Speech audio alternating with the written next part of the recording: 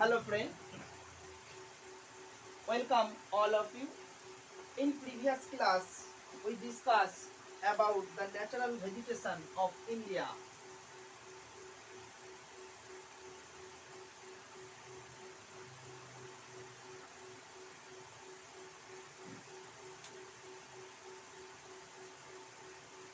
Natural vegetation of India অর্থাৎ ভারতের স্বাভাবিক উদ্ভিদ।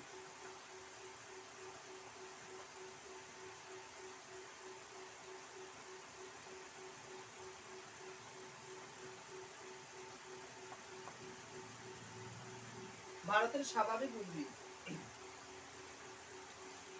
দেখো ফ্রেন্ড, এর আগের ক্লাসে আমরা ক্লাস 6 এর ভারতের স্বাভাবিক উদ্ভিদ নিয়ে আলোচনা করেছিলাম। সেই স্বাভাবিক উদ্ভিদকে আমরা শ্রেণীবিভক্ত করার পর, পাঁচটা ভাগে ভাগ করার পর আমরা তিনটে ভাগ অলরেডি করে ফেলেছি। ক্রান্তীয় চিরহরিত অরণ্য পড়েছি ফ্রেন্ড, এরপর আমরা পড়েছি ক্রান্তীয় মরু উদ্ভিদ, ক্রান্তীয় পর্ণমোচী উদ্ভিদ, অর্থাৎ 2 নম্বর ক্রান্তীয় পর্ণমোচী উদ্ভিদ।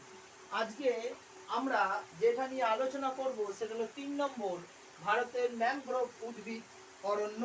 ভারতের ম্যানগ্রোভ উদ্ভিদ অরণ্য। আজকে যেটা আমরা পড়ব 4 নম্বর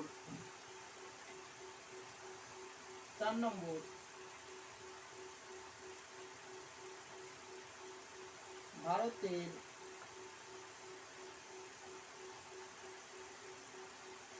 ম্যানগ্রোভ বা লবণাম্বু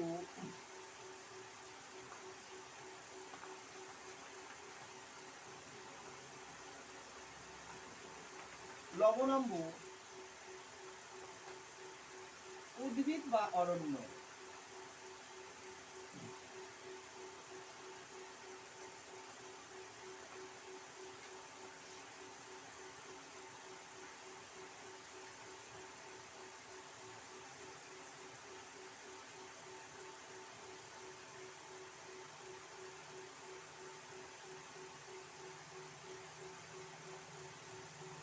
দেখো ফ্রেন্ড, ভারতের ম্যানগ্রোভ বা লবণাম্বু উদ্ভিদ বা ম্যানগ্রোভ অরণ্য বা লবণাম্বু অরণ্য সম্পর্কে আমরা জানবো।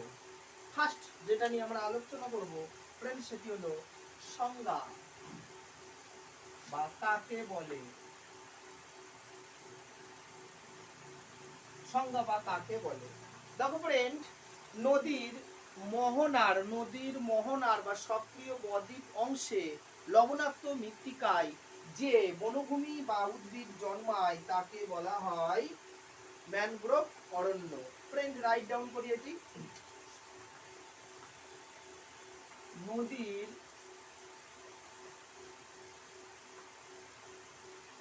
মোহনায় বা সক্রিয় বদ্বীপ অংশে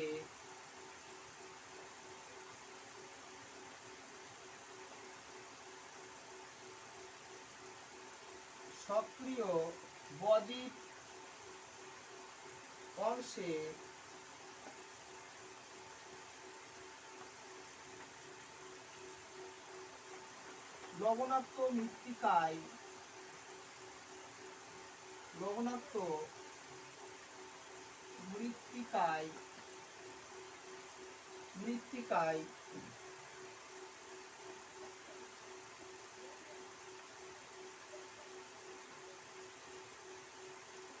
সৃষ্ট উদ্ভিদ বা অরণ্যকে বলা হয়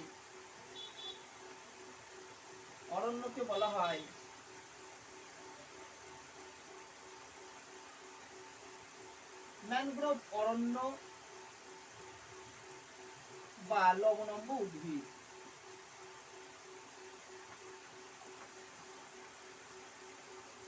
দেখো ফ্রেন্ড, রাইট ডাউন করে দিলাম সংজ্ঞাটা।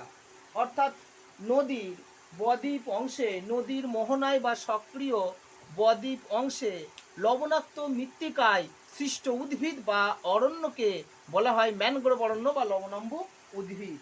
ফ্রেন্ড, এর অপর নাম বা অন্য নাম কি? অপর নাম দেখো ফ্রেন্ড এখানে দিয়েছি ম্যানগ্রোভ অরণ্য বা লবণাম্ব উদ্ভিদ। এর অপর নাম হলো লবণাক্ত মৃত্তিকায় জন্মায় বলে এর নাম হলো লবণাম্ব উদ্ভিদ। লবণাক্ত মাটিতে জন্মায় বলে বলে এর নাম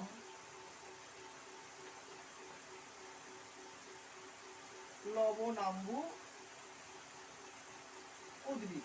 দেখো লবণাক্ত মাটিতে বা লবণাক্ত মৃত্তিকায় জন্মায় বলে এর নাম লবণাম্ব উদ্ভিদ। ফ্রেন্ড এই আমাদের সংজ্ঞার মধ্যেই ছিল বদ্বীপ অংশে মোহনায় সক্রিয় লবণাক্ত মৃত্তিকায়। এবার ফ্রেন্ড আমরা আসব পরিবেশ, কি ধরনের পরিবেশে এটি জন্মায়, জলবায়ু বা পরিবেশ। জলবায়ু বা পরিবেশ। দেখো ফ্রেন্ড এই জলবায়ু বা পরিবেশের মধ্যে আমরা 1 নম্বর লিখব জলবায়ুর প্রকৃতি। জলবায়ুর প্রকৃতি। 2 নম্বর পয়েন্ট আমরা করব এই জলবায়ুর প্রকৃতি পর আমরা মৃত্তিকার ধরন বা মাটির প্রকৃতি বা মাটির প্রকৃতি। 3 নম্বর পয়েন্ট আমরা করব উষ্ণতা। 4 নম্বর পয়েন্ট আমরা করব বৃষ্টিপাত।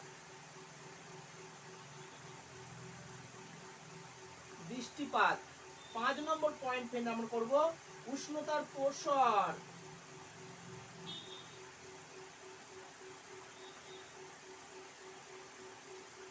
দেখো ফ্রেন্ড এই গেল হলো আমাদের এখানকার পরিবেশ, কি ধরনের জলবায়ু প্রকৃতিতে এটা জন্মায়। তারপরে আমরা ফ্রেন্ড যে মাটির প্রকৃতি, উষ্ণতা, বৃষ্টিপাত এবং বার্ষিক উষ্ণতার প্রসার। প্রথমে আমরা যেটা নিয়ে আলোচনা করব কি ধরনের পরিবেশে জলবায়ুতে এটি জন্মায়। দেখো ফ্রেন্ড এটা উষ্ণ ও আর্দ্র ক্রান্তীয় জলবায়ুতে জন্মায়। উষ্ণ ও আর্দ্র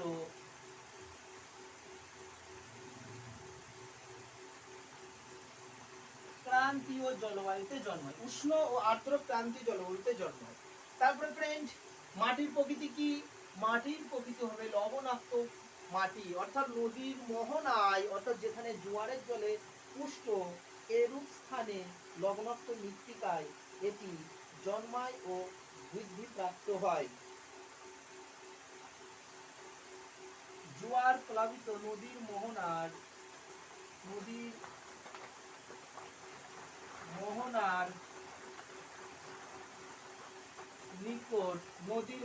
নিকট জোয়ার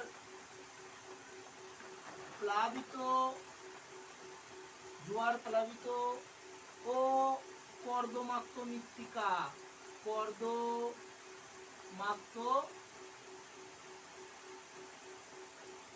মৃত্তিকায় এটি জন্মায়।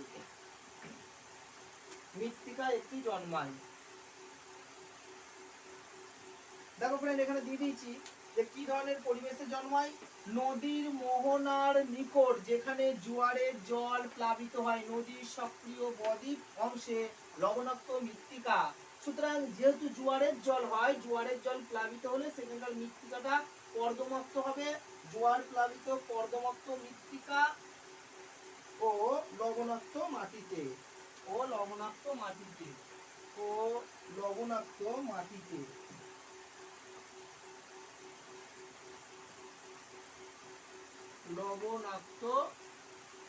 মাটি।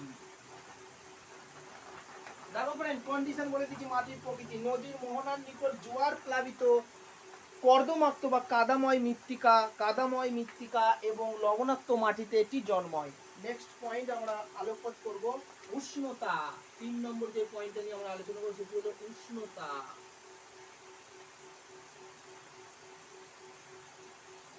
উষ্ণতা নিয়ে আমরা আলোচনা করব কি ধরনের উষ্ণতা দরকার আছে, অর্থাৎ এই জলবায়ুর প্রকৃতি কি ধরনের উষ্ণতা দরকার, বার্ষিক কত ডিগ্রি উষ্ণতা এখানে জন্মায়, বার্ষিক কত ডিগ্রি উষ্ণতা জন্মায় সেটা আমরা এবার আলোকপাত করব ফ্রেন্ড। মোটামুটি ভাবে সারা বছর ধরে অধিক ও একই উষ্ণতা এই ধরনের মৃত্তিকা, এই ধরনের পরিবেশে ম্যানগ্রোভ উদ্ভিদ জন্মায়। অধিক উষ্ণতা সারা বছর, অধিক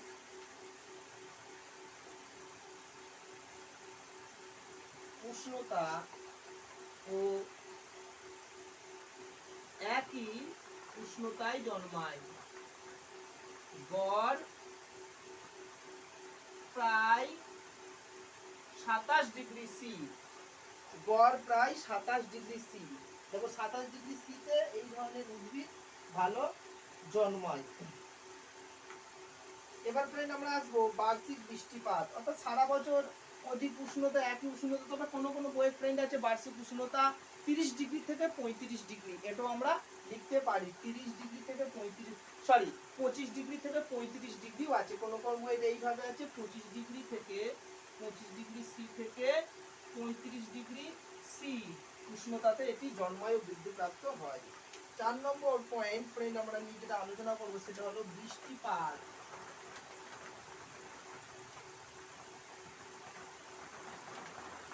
বৃষ্টিপাত কি ধরনের বৃষ্টিপাত, সারা বছরে এখানে মোটামুটি ভাবে মাঝারি থেকে অতি বেশি বৃষ্টিপাত দরকার, অধিক বেশি বৃষ্টিপাত দরকার, বৃষ্টিপাতটা অধিক দরকার। মোটামুটি অধিক বৃষ্টিপাতটা আমাদের দেখো অধিক দরকার। এবার সেই বৃষ্টিপাতটা কত দরকার, মোটামুটি ভাবে 150 থেকে 150 সেমি থেকে 150 সেমি থেকে 200 সেমি পর্যন্ত বার্ষিক বৃষ্টিপাত দরকার। বার্ষিক বৃষ্টিপাত দরকার। এবার ফ্রেন্ড আমরা করবো এটা বার্ষিক বৃষ্টিপাত দরকার। এবার ধরো উষ্ণতার প্রসার, 5 নম্বর উষ্ণতার প্রসার।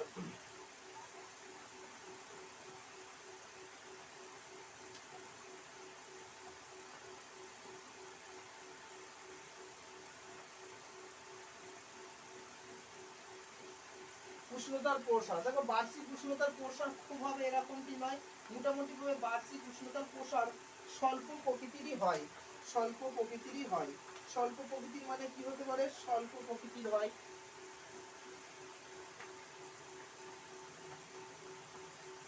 স্বল্প প্রকৃতির হয়।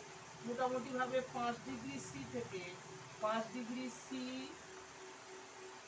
থেকে 10 ডিগ্রি সি পর্যন্ত হতে পারে বার্ষিক উষ্ণতার প্রসার 5 ডিগ্রি থেকে 10 ডিগ্রি, তবে এতটা হয় না, মিনিমাম যেটা হয় সেটি হলো 5 ডিগ্রি সি পর্যন্ত হয়ে থাকে, স্বল্প প্রকৃতির হয় বার্ষিক উষ্ণতার প্রসার। এবার ফ্রেন্ড আসছে আপেক্ষিক আর্দ্রতা। এই আর্দ্রতা নিয়ে একটু বলা চলে যে এখানকার যে আপেক্ষিক আর্দ্রতা থাকে সে আপেক্ষিক আর্দ্রতা একটু সামান্য বেশি থাকে, আপেক্ষিক আর্দ্রতা একবারে কম তা না, মাঝারি থেকে সামান্য বেশি থাকে। সো ফ্রেন্ড এরপর আমরা যেটা নিয়ে আলোচনা করব এর বৈশিষ্ট্য, ম্যানগ্রোভ উদ্ভিদ অরণ্যের বৈশিষ্ট্যগুলি কি কি।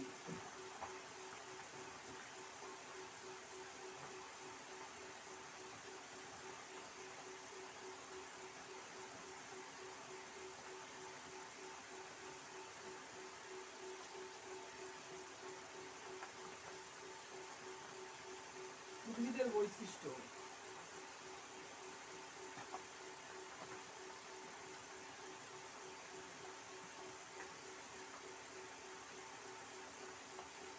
দেখো ফ্রেন্ড এবার আমরা যেটা আনবো সেটা হলো এই ধরনের উদ্ভিদের কি কি বৈশিষ্ট্য চোখে পড়ে সেইগুলো নিয়ে আমরা আলোচনা করব। 1 নম্বর ফ্রেন্ড যেটা আমরা লিখবো সেটা হলো চিরহরিত অরণ্য বা চিরহরিত উদ্ভিদ। 1 নম্বর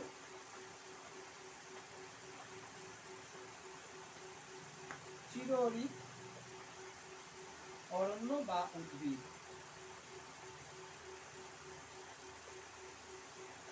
2 নম্বর পয়েন্ট ফ্রেন্ড শ্বাসমূল।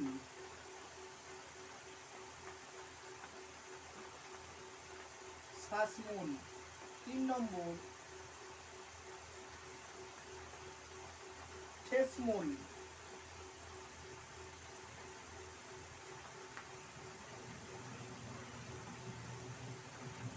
ঠেসমূল। 4 নম্বর অধিমূল। অধিমূল। 5 নম্বর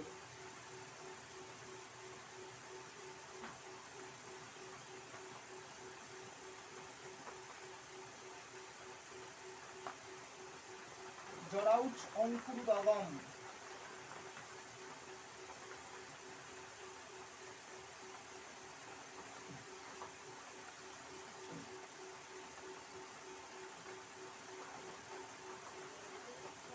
জরাউজ অঙ্কুরোদ্গম।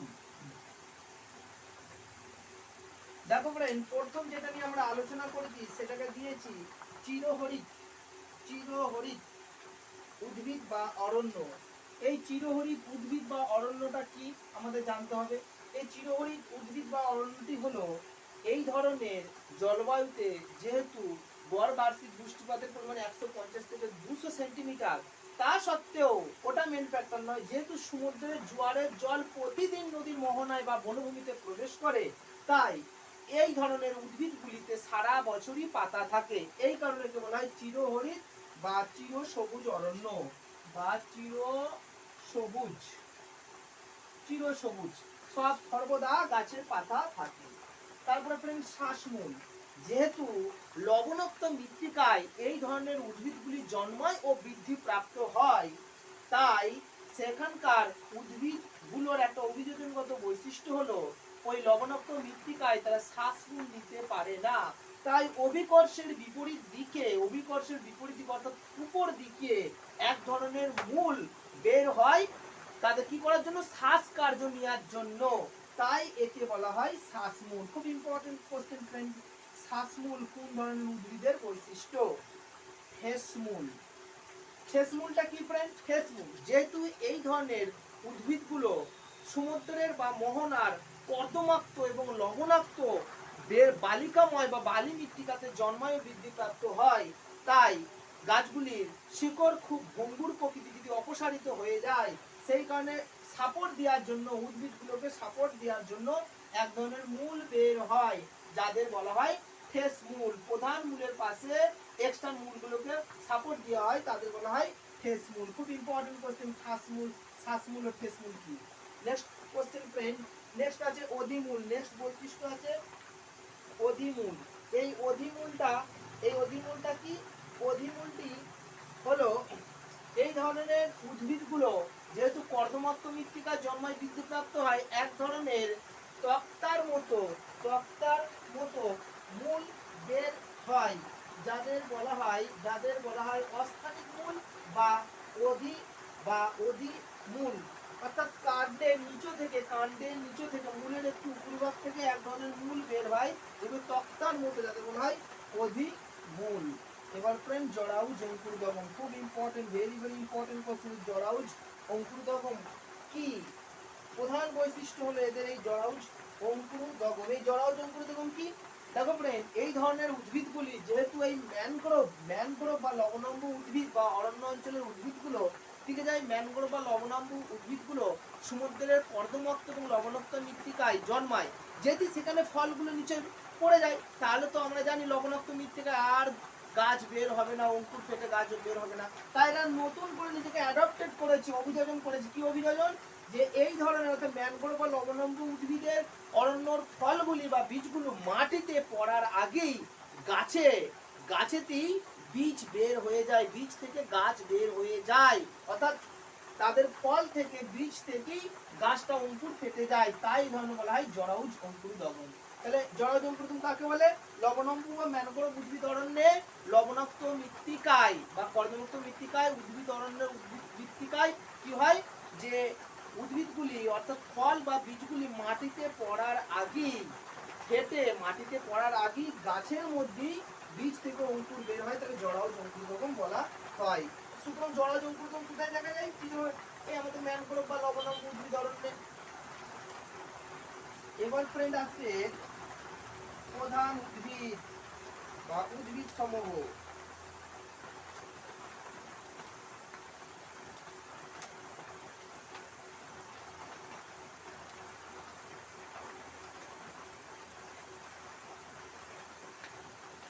প্রধান উদ্ভিদ।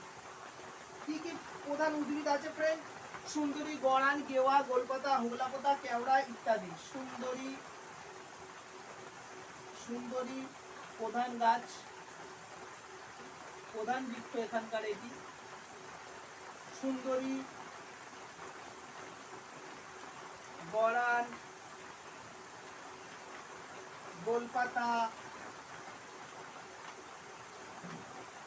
সুন্দরী, গড়ান, গেওয়া, গোলপাতা, হোগলা পাতা, কেওড়া, কেয়া, কেওড়া, তারপরে গেওয়া আছে,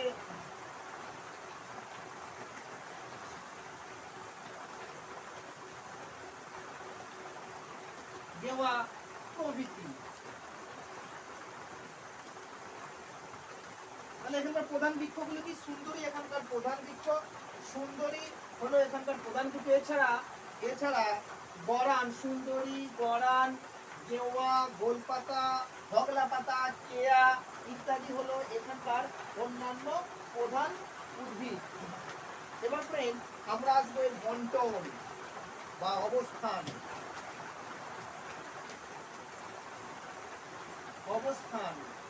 বা বন্টন। তারপরে আমরা শুনেছি যে ভারতের সুন্দরবন হলো ভারতের বৃহত্তম ম্যানগ্রোভ অরণ্য।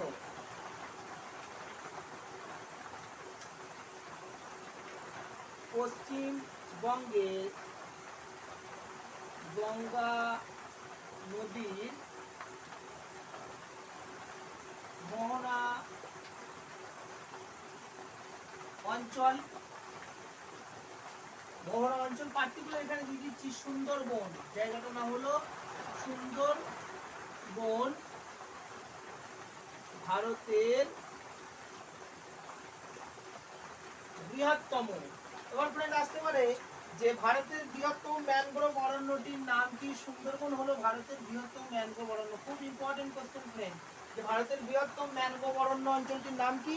ভারতের বৃহত্তম ম্যানগ্রোভ অরণ্যটির অঞ্চলটির নাম হলো সুন্দরবন। পশ্চিমবঙ্গ গঙ্গা নদীর সক্রিয় বদ্বীপ অঞ্চলে অবস্থিত সুন্দরবন হলো ভারতের বৃহত্তম ম্যানগ্রোভ অরণ্য অঞ্চল। কিন্তু যদি উদাহরণ আছে, কি কি বন্টন আছে?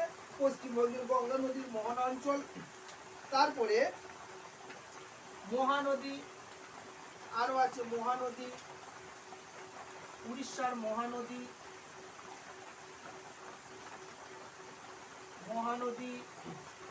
কৃষ্ণা, কাবেরী,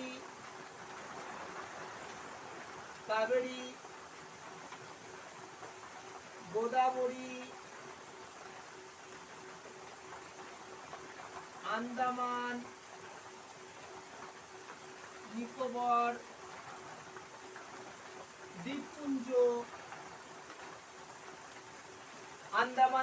দ্বীপপুঞ্জ, ইত্যাদি হলো ম্যানগ্রোভ অরণ্যের অবস্থান।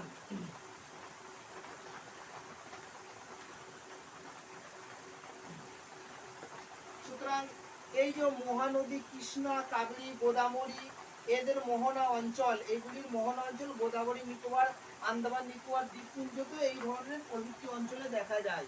তার আগে ফ্রেন্ড এইগুলো বলি, এই নদীর মোহনা অঞ্চল, এদের মোহনা অঞ্চল, ইত্যাদি নদীর মোহনা অঞ্চল প্রভৃতি নদীর বদ্বীপ অঞ্চল। মোহনার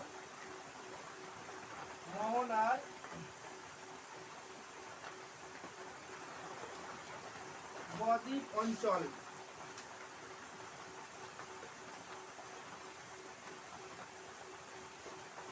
নদীর মোহনার বদ্বীপ অঞ্চল, তার সাথে ফ্রেন্ড আন্দামান নিকোবর দ্বীপপুঞ্জ, আন্দামান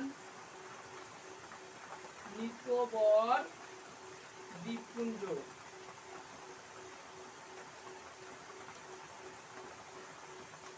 প্রভৃতি। দেখো ফ্রেন্ড এই গেল আমাদের ম্যানগ্রোভ অরণ্য অঞ্চলের অবস্থান বা বন্টন: পশ্চিমবঙ্গের গঙ্গা নদীর মোহনা অঞ্চল, মহানদী কৃষ্ণা, কাবেরী, গোদাবরী প্রভৃতি নদীর মোহনার বদ্বীপ অঞ্চল, আন্দামান নিকোবর দ্বীপপুঞ্জ প্রভৃতি। এবার ফ্রেন্ড আমরা যেটা আলোচনা করব, প্রশ্ন ও উত্তর পর্ব নিয়ে আলোচনা করব।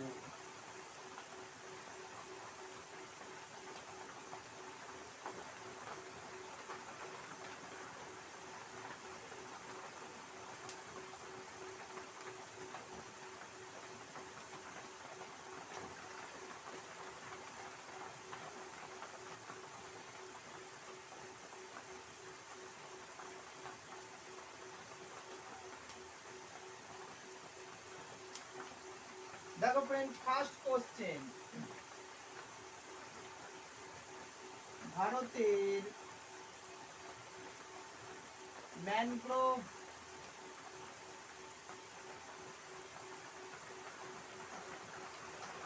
উদ্ভিদ বা অরণ্যের সংক্ষিপ্ত বর্ণনা দাও। সংক্ষিপ্ত বর্ণনা দাও। 3 নম্বরের কোশ্চেন আসতে পারে। 2 নম্বরের কোশ্চেন, ভারতের লবণাম্বু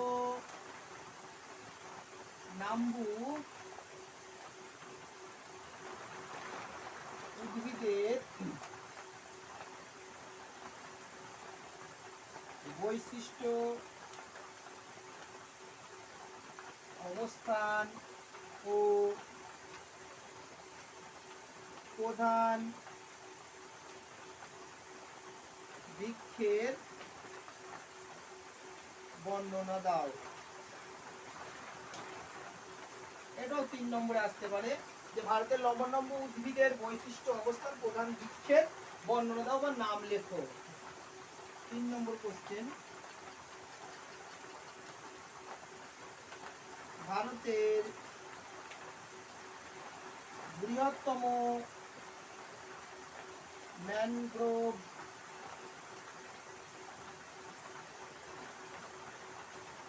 অরণ্য অঞ্চলের নাম কি? অরণ্য অঞ্চলের নাম কি? দেখো ফ্রেন্ড, এটা আমি লিখে দিয়েছি, উত্তরটা হবে সুন্দরবন। ভারতের বৃহত্তম ম্যানগ্রোভ অরণ্য অঞ্চলে বা লবণাম্বু অরণ্যের নাম কি? এটা হবে Sundarban. Very very important question. বৃহত্তম ম্যানগ্রোভ অরণ্য অঞ্চল হলো সুন্দরবন। তারপরে কোশ্চেন ফ্রেন্ড 4 নম্বর,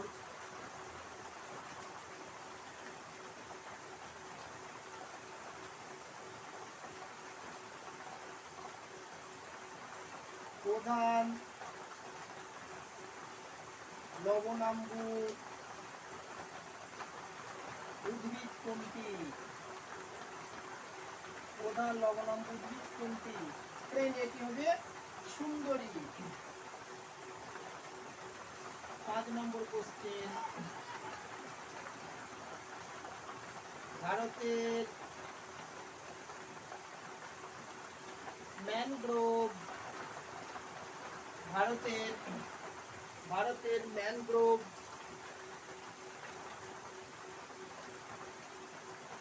উদ্ভিদের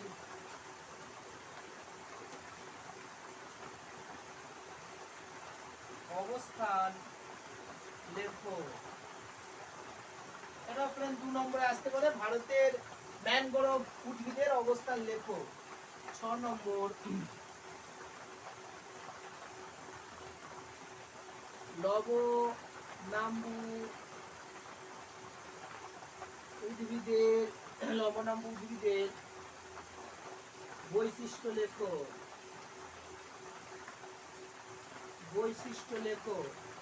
এটা 2 অথবা 3-ও আসতে পারে, লবণাম্বু উদ্ভিদের বৈশিষ্ট্য লেখো। 7 নম্বর,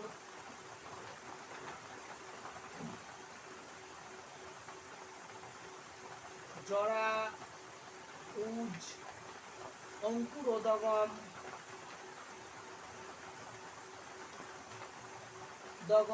কাকে বলে? জরাউজ অঙ্কুরোদ্গম কাকে বলে? 8 নম্বর কোশ্চেন, জরাউজ অঙ্কুরোদ্গম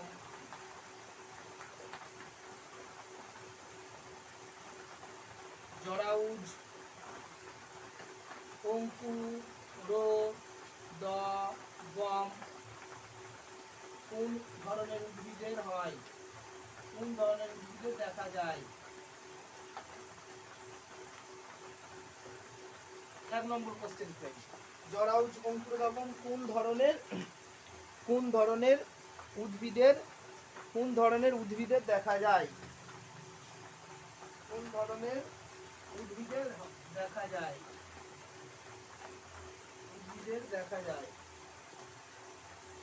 দেখা যায় 9 নম্বর কোশ্চেন,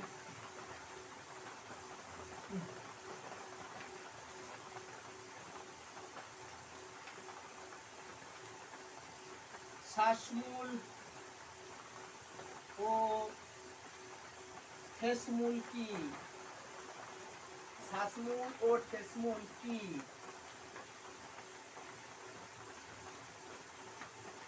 2+2 আসতে পারে, শ্বাসমূল ও ঠেসমূল কি? এবং 10 নম্বর কোশ্চেন,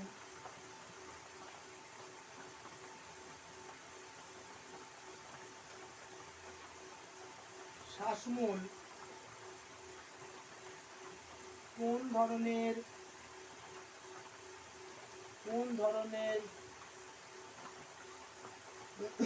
উদ্ভিদের দেখা যায়? কোন ধরনের উদ্ভিদের দেখা যায়?